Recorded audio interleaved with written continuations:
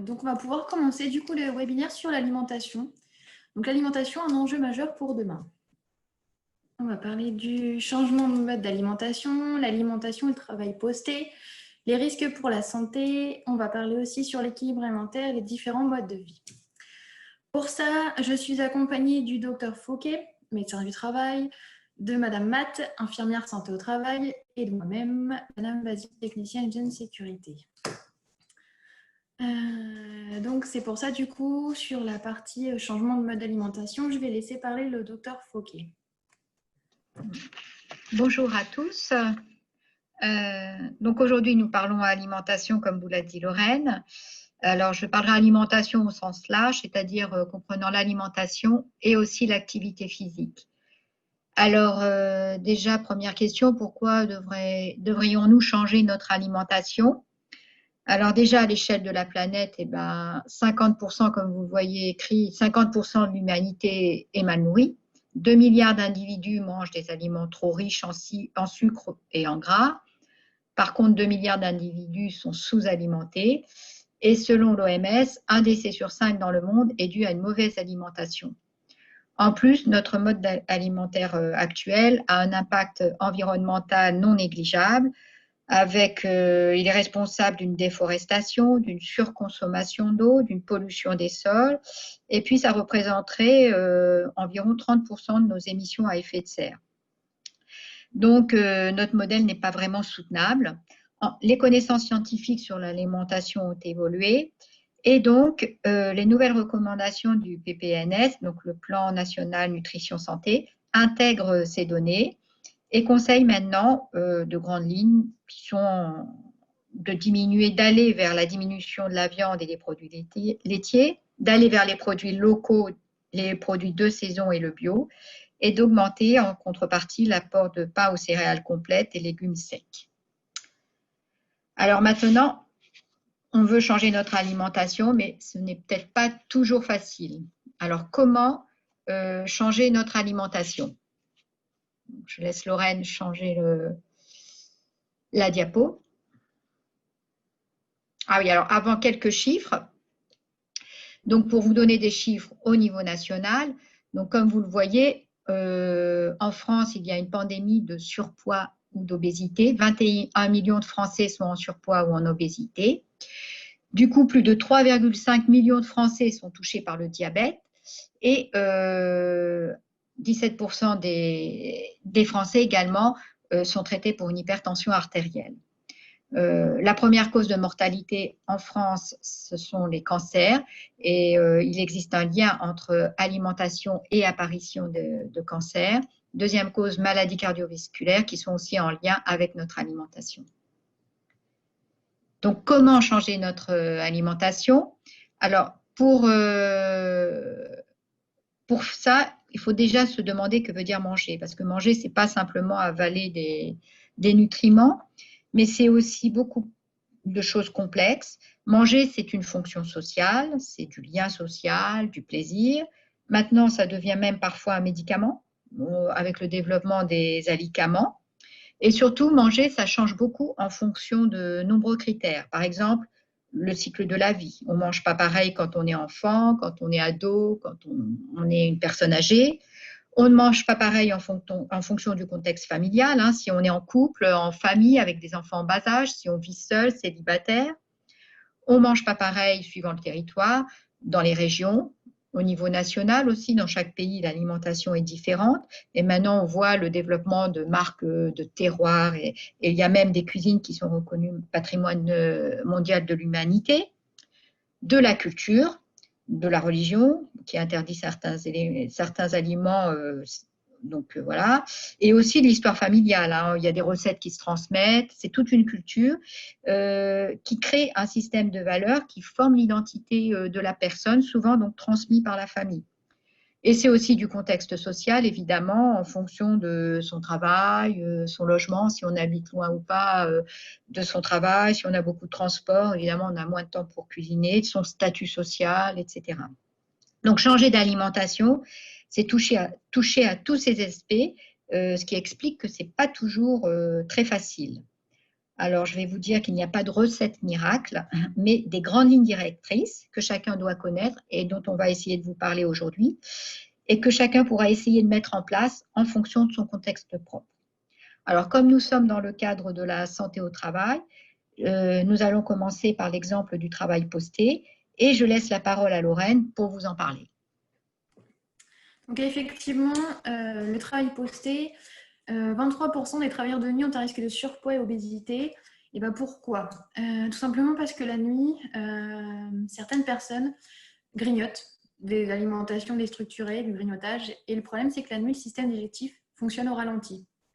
Et quand on consomme trop de repas copieux, trop riches en matières grasses le soir, et ben ça entraîne une mauvaise digestion qui favorise la somnolence. Et en l'occurrence, le travail de nuit, mauvaise vigilance, il peut entraîner un risque d'accident au travail, tout simplement. Pour éviter cela, quelques petits conseils. Donc, bien garder le rythme de 3 repas par jour, cuisiner soi-même son repas, boire du café en début de carre et non dans la nuit, bien sûr s'hydrater, et prendre un petit déjeuner copieux au retour à la maison. Et ce que je disais, limiter la consommation d'aliments sucrés ou gras. Donc tout cela, en fait, je vais laisser le docteur Fauquier parler des risques. En fait, mauvaise alimentation entraîne des risques sur la santé et c'est du coup ce que va vous expliquer le docteur Fauquier. Donc, la mauvaise alimentation, en effet, beaucoup d'études ont été faites et maintenant il y a un lien de plus en plus établi entre l'apparition de maladies chroniques et l'alimentation. Alors, premièrement, il y a le surpoids et l'obésité. Alors, même si l'obésité, c'est une maladie complexe en fait et liée à plusieurs facteurs, on ne peut pas négliger le rôle que joue l'apport énergétique excessif, la sédentarité, la consommation d'alcool. Tout ça peut favoriser le surpoids et l'obésité, en dehors d'autres facteurs, comme je vous le disais. Et l'on sait que l'obésité augmente le risque de mortalité. Le diabète de type 2, donc le diabète, c'est trop de sucre dans le sang. Le diabète de type 2, c'est le diabète le plus fréquent. C'est un diabète qui s'installe progressivement au cours de la vie adulte et qui est favorisé par la prise de poids. La présence de tissus gras rend les cellules résistantes à l'insuline, l'insuline étant ce qui permet de métaboliser la glycémie. Réduire son poids de 5 à 10% diminue le risque de diabète, donc on peut agir dessus. Alors, la deuxième cause de mortalité, comme on l'a vu tout à l'heure, ce sont les maladies cardiovasculaires. Donc, maladies cardiovasculaires, c'est infarctus du myocarde, accident vasculaire cérébral, etc. Donc, l'alimentation a un rôle sur les facteurs de risque associés aux maladies cardiovasculaires, comme par exemple le diabète, on vient de le voir, qui est un facteur de risque, mais aussi l'hypertension, par exemple par la quantité de sel que l'on mange, l'hypercholestérolémie, si on mange trop de graisse animale, la sédentarité, le manque d'activité physique. Donc. Une autre maladie sur lesquelles l'alimentation peut jouer, ce sont les cancers. Alors maintenant, le cancer, c'est la première cause de mortalité en France. Maintenant, on identifie 10 facteurs nutritionnels qui peuvent influencer le risque de cancer. Donc, 5 facteurs qui sont considérés comme facteurs de risque et 5 qui sont plutôt protecteurs.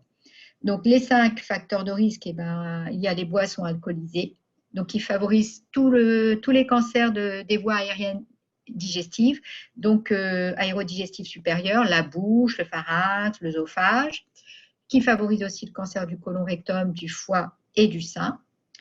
Il y a donc à côté de l'alcool le surpoids et l'obésité, qui augmentent aussi le risque de cancer de l'œsophage, du pancréas, du côlon rectum et du sein, pour le cancer du sein après la ménopause, mais aussi de l'ovaire, du rein, qui jouent sur de nombreux risques de cancer.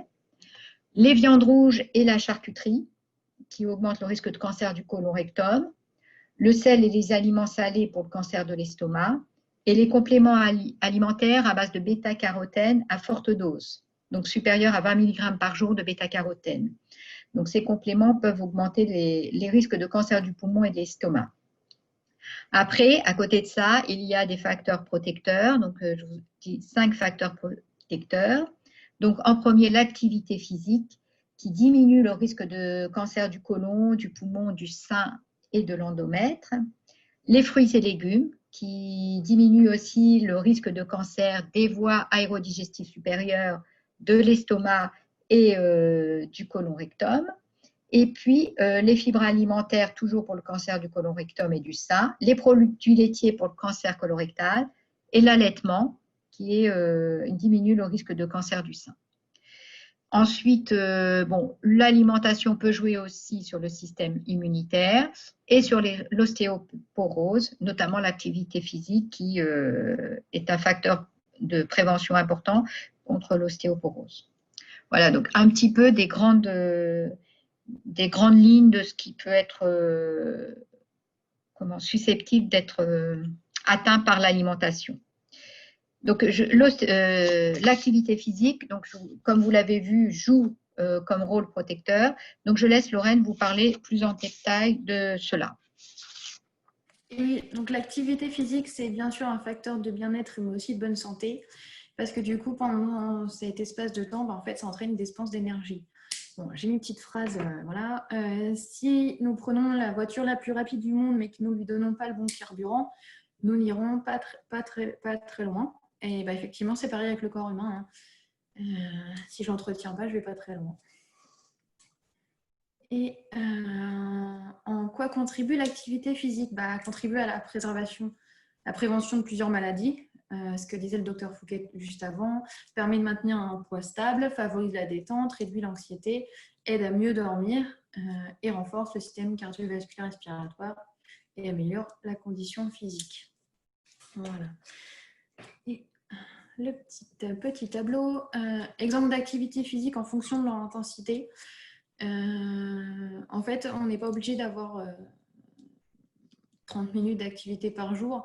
Selon l'intensité, vous voyez bien dans le tableau, on peut aller jusqu'à 20. Si on a une intensité élevée sur l'activité qu'on fait, on peut faire 20 minutes de jogging, 20 minutes de natation rapide. Voilà. Exemple de tableau que vous retrouvez sur l'Haute Autorité de Santé. Voilà. Après, vous avez reparlé de l'activité physique. Maintenant, on va se concentrer du coup sur l'équilibrage alimentaire. Et ça, du coup, je laisse la parole à Madame Matt, infirmière santé au travail, qui va du coup vous en parler. Donc moi, je vais vous parler donc de l'équilibre alimentaire. Il y a un équilibre alimentaire à respecter. Et l'équilibre alimentaire ne se joue pas sur une journée, mais bien sur une semaine. Donc, vous pouvez équilibrer votre repas sur une semaine, enfin votre équilibre sur une semaine, ce qui est quand même pratique, puisque nous savons qu'un repas se compose de portions. Donc, une portion équivaut à peu près à 80-100 grammes.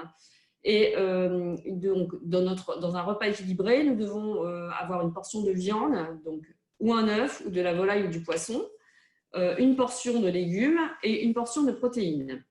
Il est bien de favoriser la volaille ou le steak haché à 5% de matière grasse, car les viandes rouges, les viandes de bœuf, les viandes de mouton, les viandes de porc sont des viandes qui sont très riches et très grasses. Il faut aussi savoir que la charcuterie, donc le jambon, c'est de la charcuterie, de même que les saucisses et que les lardons. Et donc, 150 grammes de charcuterie sont autorisés, évidemment, vous pouvez manger plus, mais pour la santé, 150 grammes suffisent par semaine. Alors, pour accompagner les protéines, donc viande, poisson, œufs, vous pouvez utiliser donc, des légumes et des crudités, des sucres lents, des légumes secs, donc pois chiches, lentilles, fèves, une poignée de fruits à coque, des produits laitiers, et de l'eau, évidemment, 1,5 litre à 2 litres par semaine.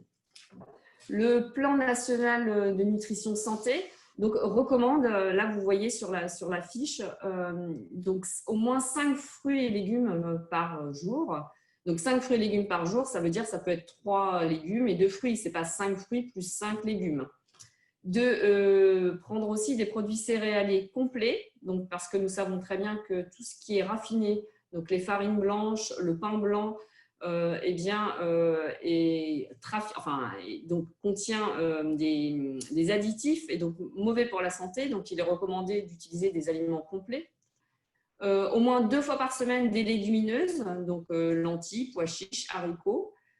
2 produits laitiers par jour. Avant, on parlait de 3 produits laitiers par jour. Là, ils ont baissé la quantité de produits laitiers puisqu'on vous disait que l'équilibre est sur une semaine. Donc, effectivement, si un jour, vous mangez 4 yaourts, et bien, le lendemain, vous pouvez manger un yaourt et votre équilibre alimentaire se fait donc sur la semaine. L'eau à volonté, au minimum quand même 1,5 litre d'eau. Si plus, et bien entendu, c'est mieux. Et ensuite, 2 fois par semaine, donc vous avez du poisson. Alors, j'ai un problème sur mon écran, je vois la moitié. Je ne vois pas mon écran complet. Voilà, merci Lorraine. Donc, on limite, c'est ce que je vous disais tout à l'heure, on limite la viande rouge à 2 fois par semaine et on privilégie la viande blanche, la volaille.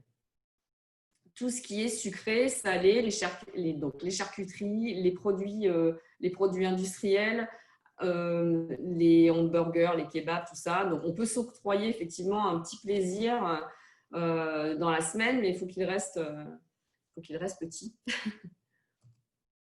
Alors, tous les légumes sont bons pour la santé. Eh bien oui, ils ont tous leur équivalence. Que ce soit des légumes surgelés, des légumes en conserve ou des légumes frais, eh bien vous gardez l'apport vitaminique.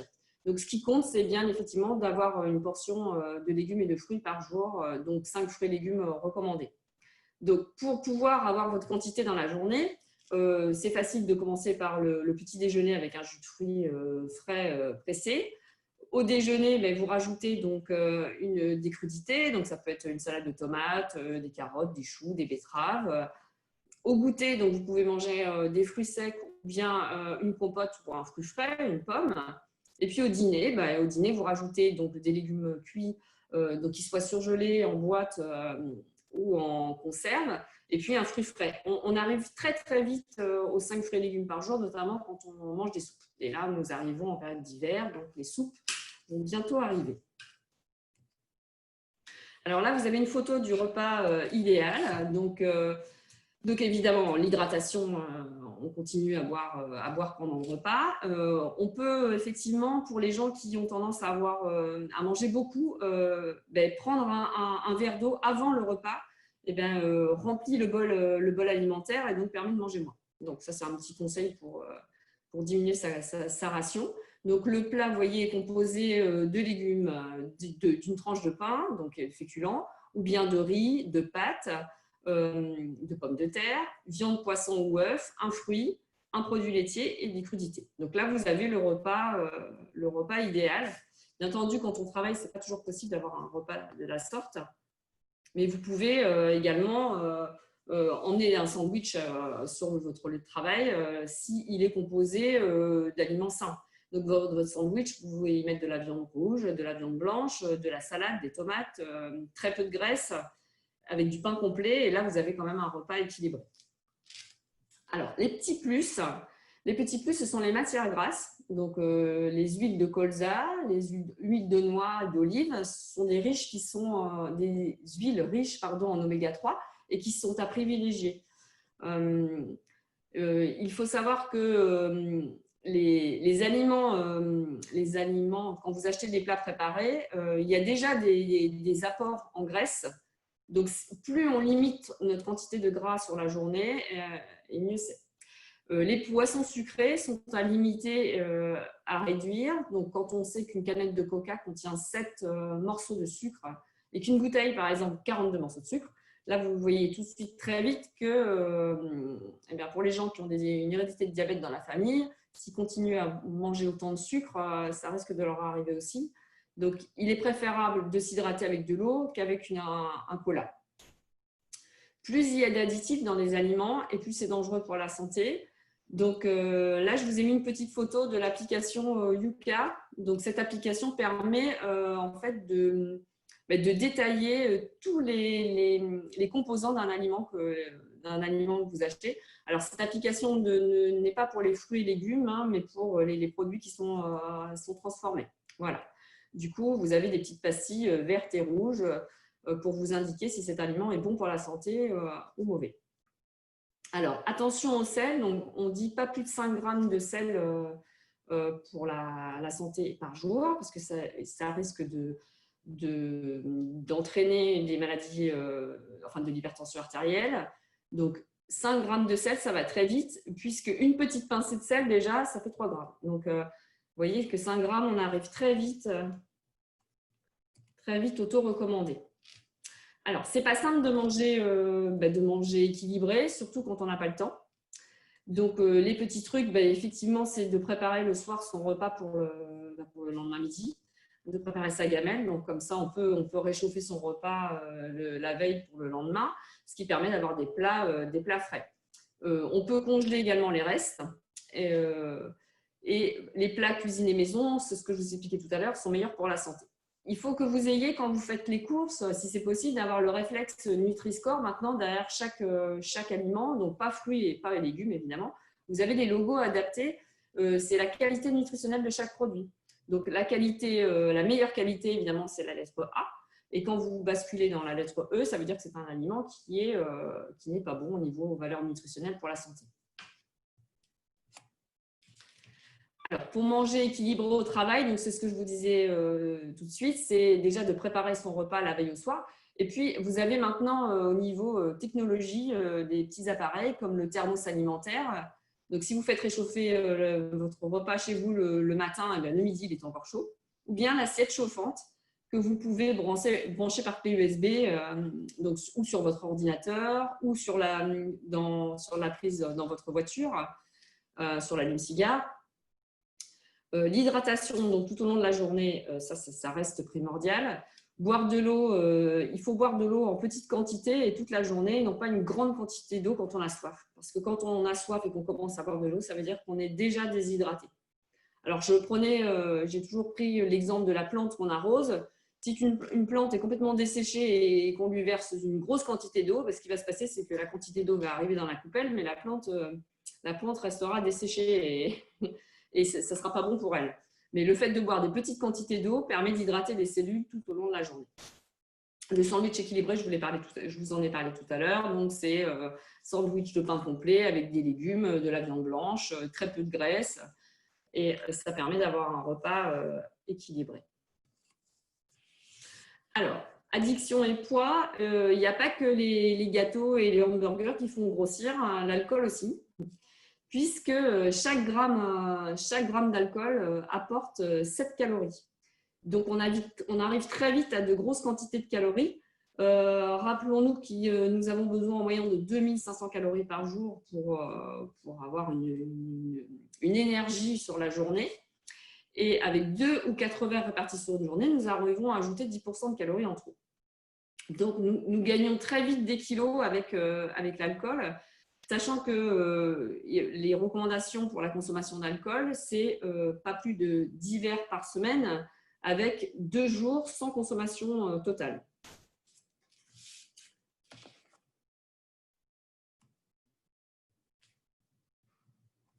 Alors, le tabac, ça revient toujours à l'ordre du jour puisque, déjà, on va arriver dans le mois sans tabac au mois de novembre. Et puis, chaque année, l'ISF participe donc au mois sans tabac. Donc, le tabac, pour les gens qui ont tendance à prendre du poids, certaines personnes ne veulent pas arrêter de fumer parce qu'ils ont peur, effectivement, de grossir. Donc, il est vrai que le tabac, c'est environ 10 calories par cigarette et que la nicotine maintient un poids inférieur à son poids naturel. Quand on arrête de fumer, il n'est pas rare qu'on prenne 3 à 6 kilos la première année. Mais ça peut être facilement endigué si on anticipe l'arrêt du tabac. C'est-à-dire que si on veut arrêter de fumer, le rééquilibrage alimentaire doit se faire avant l'arrêt du tabac. Alors, pas de régime draconien parce que sinon c'est décourageant. Mais on peut déjà faire attention à ses calories et à sa façon de s'alimenter avant l'arrêt du tabac. Donc, l'arrêt du tabac, il s'anticipe. Et puis, il s'aide aussi. C'est-à-dire, maintenant, on a plein d'aides au niveau… on a des patchs, on a l'hypnose, on a des aides pour arrêter de fumer et qui nous permet donc de stopper cette prise de poids énorme. L'activité physique permet aussi de ne pas prendre trop de poids pendant l'arrêt du tabac. Donc, favoriser la marche plutôt que la voiture, On peut aussi également faire du sport chez soi, hein, parce que tout le monde s'inscrit on n'est pas obligé de s'inscrire dans une salle pour pratiquer le sport. Le principal, c'est quand même d'avoir 30 minutes d'activité physique par jour, telle qu'elle soit. Limiter sa consommation d'alcool, puisque je vous ai dit tout à l'heure, 1 gramme d'alcool, c'est 7 calories, donc permet aussi de ne pas prendre de poids. Et puis, se faire aider. Donc là, c'est si vous souhaitez nous rejoindre pour le mois sans tabac, nous allons organiser un webinaire et tout un parcours d'aide à l'arrêt. Donc, nous vous attendons à l'ISTF pour l'arrêt du tabac. Je passe la parole à Lorraine. Du coup, le webinaire est terminé. Merci à tous du coup d'avoir suivi notre webinaire.